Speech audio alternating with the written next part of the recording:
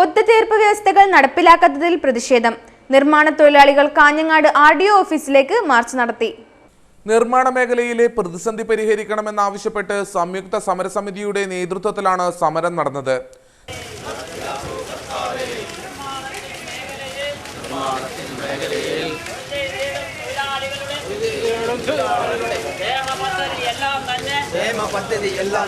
പ്രകസനമായി മാറുന്നു.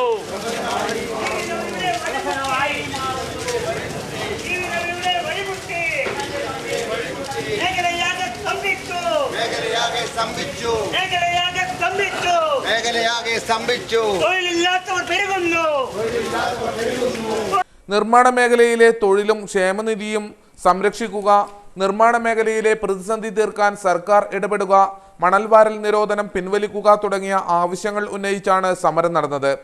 CITU, KKNTC, STU, HMS യൂണിയനുകൾ സമരത്തിൽ പങ്കെടുത്തു.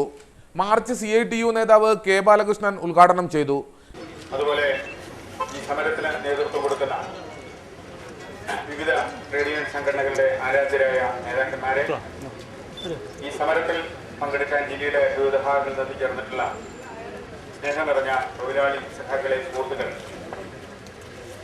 നമ്മൾ പുതിയ ആവശ്യങ്ങൾക്ക് വേണ്ടിയിട്ടുള്ള സമരമല്ല. നേരത്തെ ഇവിടെ സ്വാഗത പ്രാസംഗികനും അധ്യക്ഷൻ സൂചിപ്പിച്ചതുപോലെ കഴിഞ്ഞ കുറെ കാലങ്ങളായിട്ട് നിർമ്മാണ മേഖലയിലെ തൊഴിലാളികൾ അവരുടെ ട്രേഡ് യൂണിയൻ സംഘടനകൾ എന്നതിൽ ഒറ്റക്കായും അതുപോലെ തന്നെ കൂട്ടായും നടത്തിയിട്ടുള്ള നിരന്തരമായ പ്രക്ഷോഭ സമരങ്ങൾ. ഇട്ടപ്പുറം കുഞ്ഞിക്കണ്ണൻ അധ്യക്ഷനായി.